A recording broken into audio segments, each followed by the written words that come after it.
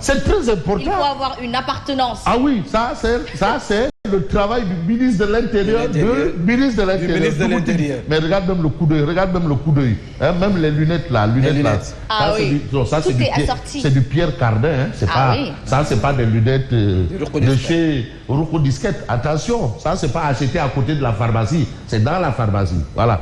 Donc voilà, allez-y comprendre. Mais il faut comprendre que ça c'est le ministre de l'Intérieur. Et ça, c'est le président de la République. Voilà. Donc la souveraineté est au menu de l'actualité. Et le Djamanatigui. Et le Djamanatigui. Parce que où tu vois le Dougoutigui désormais, tu as le Djamanatigui.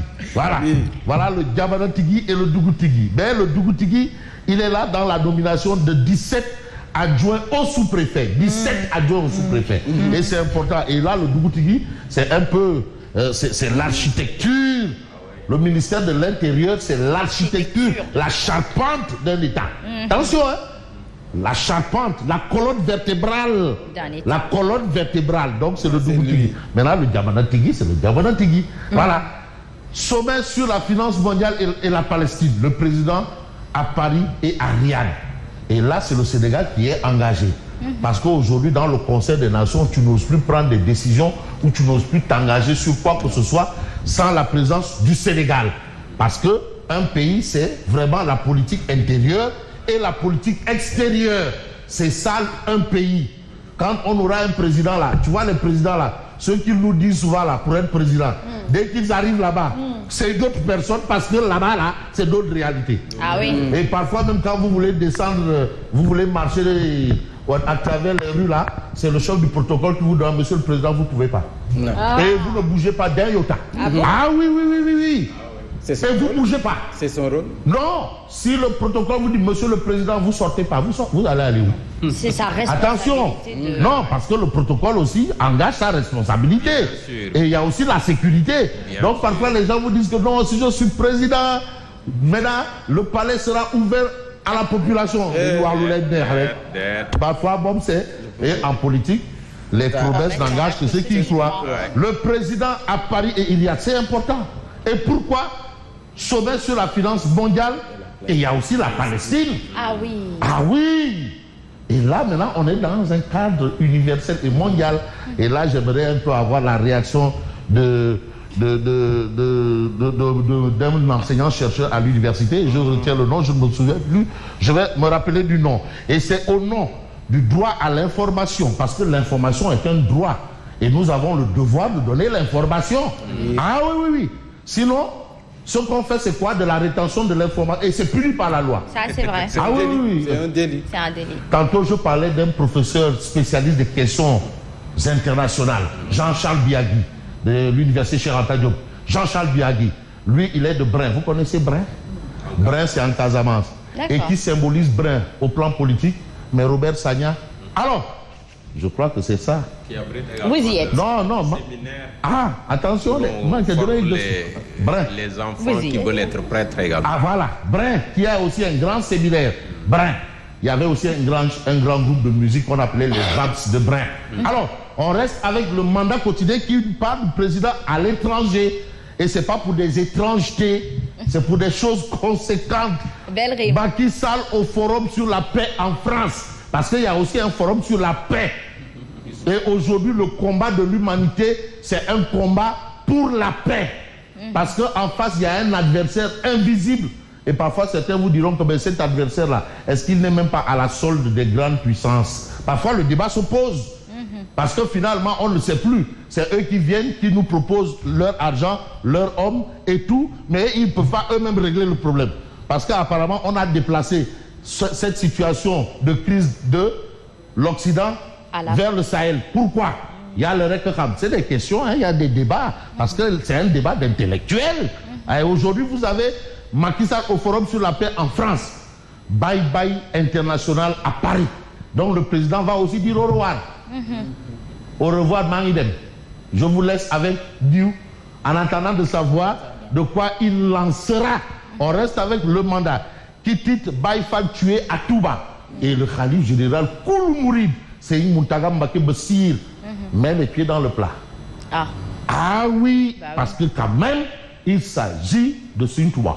il a la responsabilité morale. C'est l'autorité principale de la localité dans laquelle cet événement s'est passé. Donc il la voit, c'est lui qui décide là-bas. Même le maire de Touba, c'est lui qui décide. Même le maire de Touba, c'est lui qui décide. Personne d'autre, c'est lui. Il dit c'est lui. Et le sous-préfet ou le préfet vient, il dit validé. Voilà. Serigne Mountakha tempère les ardeurs revanchards. Tempère les ardeurs revanchards. Donc ça c'est la position d'un guide religieux, d'un chef. Voilà, l'affaire de l'immigration clandestine là. Si on demande à Serigne Mountakha Mbacké Bassir d'agir, ça va diminuer, ça va s'arrêter. C'est vrai. Non, si on dit Serigne Mountakha, faites comme vous avez fait avec Corona, faites comme vous avez fait avec les événements malheureux qu'on a connus là. Faites la même chose, Bilaï, ça va s'arrêter. Serigne Mountakha Mbacké Bassir. Si vous lui demandez, Sendi, immigration clandestine, il dit bon, les enfants, je vous demande de rester en attendant des solutions. Les gens vont rester. Alors, on va peut-être rester avec l'actualité autour justement de ce qu'on peut retenir de l'actualité. Et cette tribune quotidienne, parfois il m'arrive de radoter, hein, Oui. pour rester dans le tempo. Nous avons l'actualité autour de l'actualité. Mais cette tautologie-là, cette redondance-là, c'est lié à quoi? Ndeye Fatou, si vraiment là, je suis sûr que vous allez dire, ça, je t'ai pas appris ça. Bon. Elle va dire que Fabrice.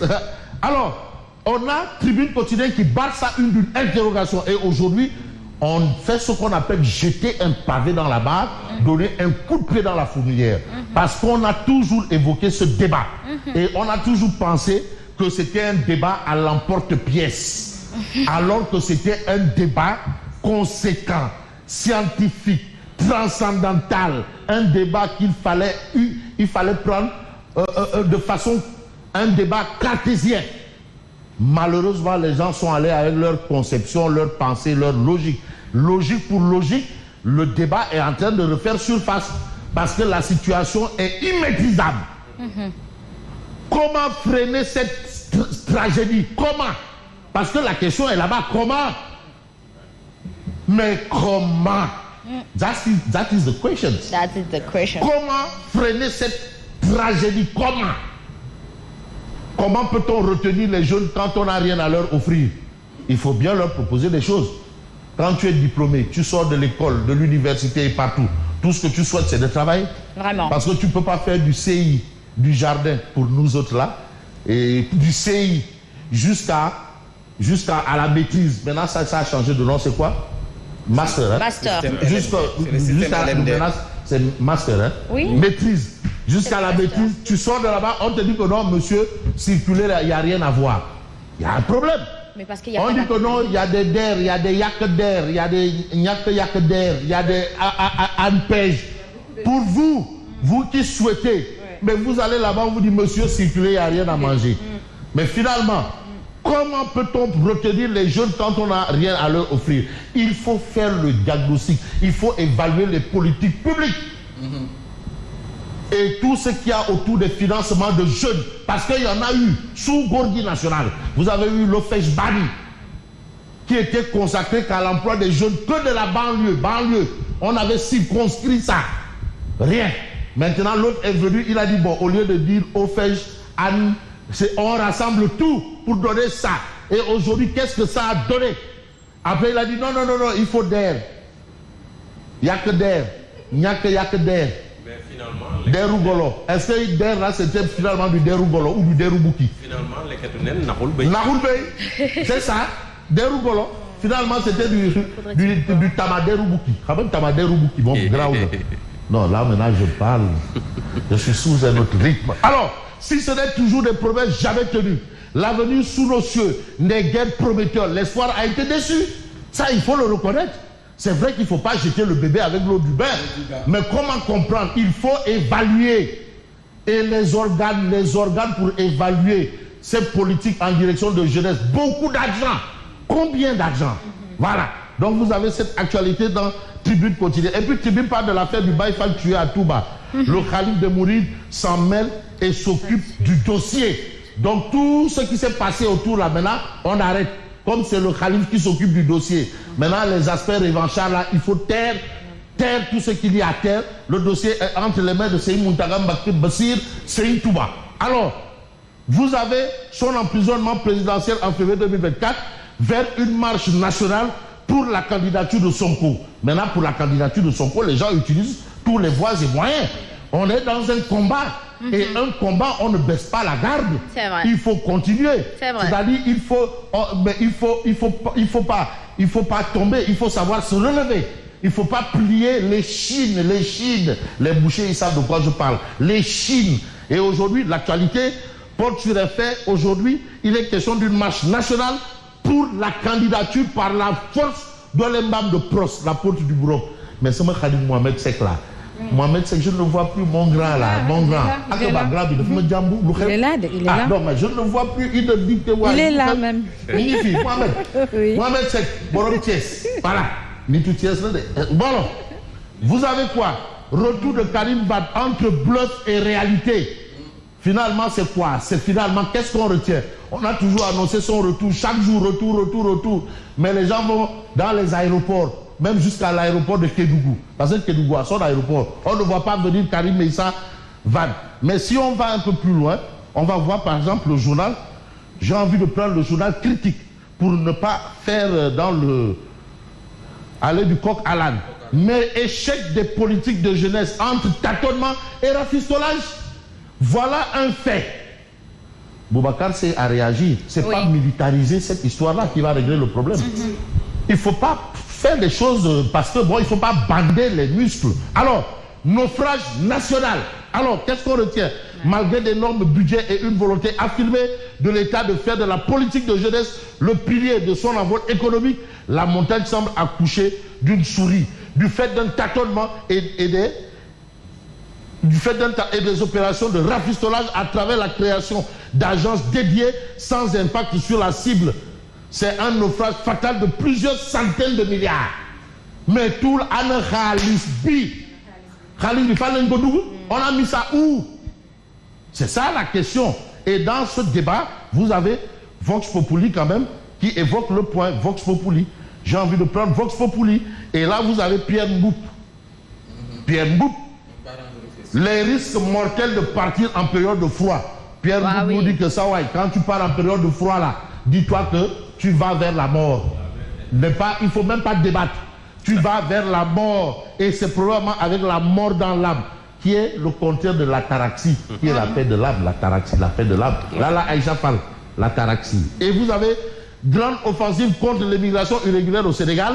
La solution ne peut être ni policière, ni militaire. Prévient Boubacar Seye d'Horizon Sans Frontières.